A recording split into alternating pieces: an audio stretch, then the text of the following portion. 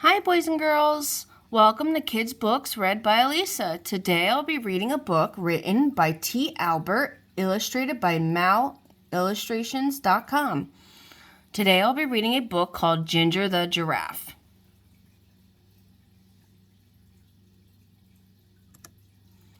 Once upon a time, there was a giraffe named Ginger. Ginger lived in Kenya, a country in Africa. Like all giraffes, Ginger had a long neck and long legs. Because she was so tall, she was able to eat food from the very tops of the trees in the savannah. The savannah in Africa is an area with lots of grass and some trees. Sometimes a savannah is called grasslands. The other animals, like zebras and antelopes, could not reach where Ginger could reach, but Ginger always found food. She loved the leaves and the new buds of the trees. One day, Ginger was busy eating her favorite leaves along with some other giraffes. It was a bright, sunny day, and there was not a cloud in the sky. It had not rained for a long time, so the grass was very dry. She heard a noise down at the bottom of her extra long legs. It was her friend, Mickey the monkey. Mickey was trying to say something, but Ginger couldn't understand what he was saying. He looked very tired. "What's wrong?" asked Ginger. Ginger was a very kind giraffe and wanted to help everyone. Just then, Mickey fell over. Ginger was also a smart giraffe. She knew what was wrong. Mickey couldn't find anything to eat, and he was very hungry. Ginger nibbled some fresh, tender leaves and buds from the top of the tree where she was eating. She dropped some of the leaves and buds to the ground near where Mickey was. Then she nudged him a little with the hoof at the bottom of one of her very long legs. "Wake up, Mickey," said Ginger. "I've found something for you to eat." Slowly, Mickey sat up and ate a little. After a while, when Mickey was feeling better, Ginger asked him, "What's happened, Mickey? Why are you so hungry?" "Why can't you find anything to eat?" Mickey said. "It hasn't rained for so long, and now there's no more food." "That's not good," said Ginger. "What's happening with the other animals?"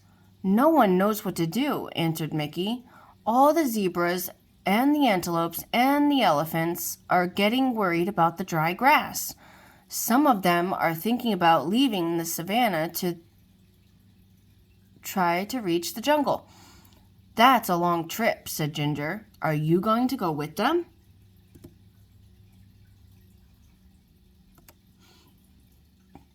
"I don't know," answered Mickey. "What do you think we should do?" Ginger thought for a while, and then suddenly she had a good idea. "We should go talk to Leo the lion. He is the smartest animal in the savannah." Mickey was too tired to walk, so Ginger invited him to ride on her back. "Hold on tight to my neck," said Ginger. "There's a lot to hold on to," joked Mickey. Ginger laughed. "You're right. I've got the longest neck in Africa." So they started their journey across the other side of the savannah to look for Leo. Ginger and Mickey were in luck. Leo was sitting up on a rock, and he was really easy to see as they walked through the grass. "Hi, Leo!" they both shouted. Leo had been napping and was a little grumpy when they woke him up. But he was polite and said, "Hello, Ginger and Mickey. Why did you walk the whole way across the savannah? Just to wake me up?" But he was joking. He had a smile on his face. "Mickey says that there is no food left on the savannah because it's been so dry," said Ginger. "Do you have any ideas?" Leo thought for a while. He said, "There's nothing we can do about the rain. It will come soon, but we can't be sure when it will arrive. When the rain comes, all the plants will grow again, and there will be lots of food for everybody." He thought a little longer. "The only thing I can think of is for everyone to move closer to the forest," he continued. "There will be more things to eat there, but I know it's a long trip, and it will not be very easy. It might take days to get there." Ginger and Mickey looked at each other and then looked back at Leo. "Thank you, Leo," said Ginger. It's probably best if they all try to get closer to the jungle. They said goodbye and then walked back across the savannah. Now they needed to gather all the animals together to start the long journey.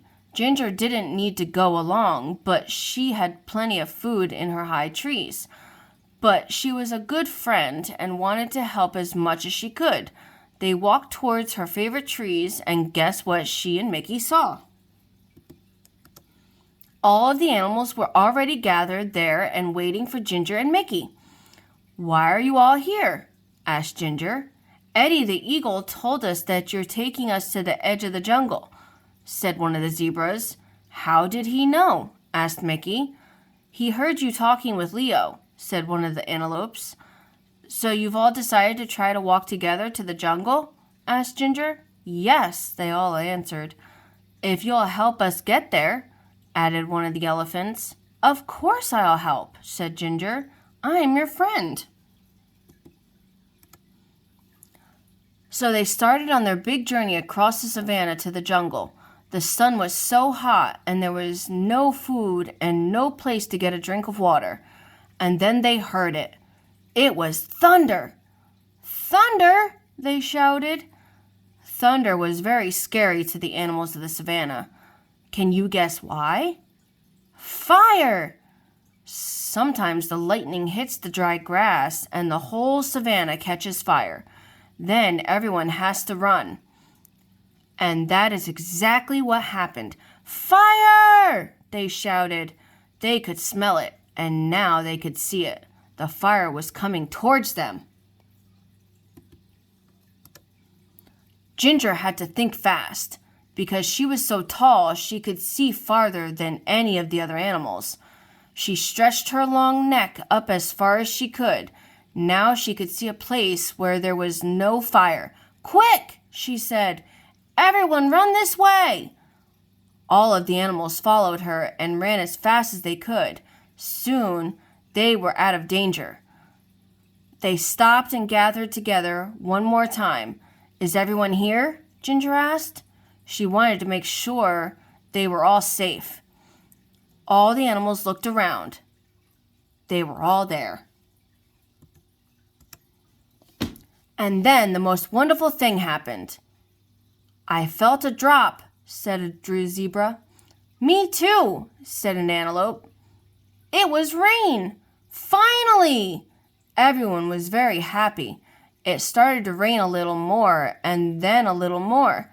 The rain put out the fire so they didn't have to run, and the rain filled their watering holes and made the plants grow again. So they didn't have to make that long trip to the edge of the jungle.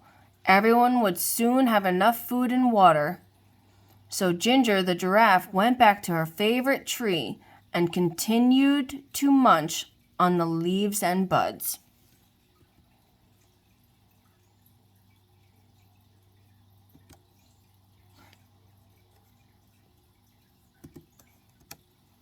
The end, guys. Thanks for listening. Come back soon to read with me.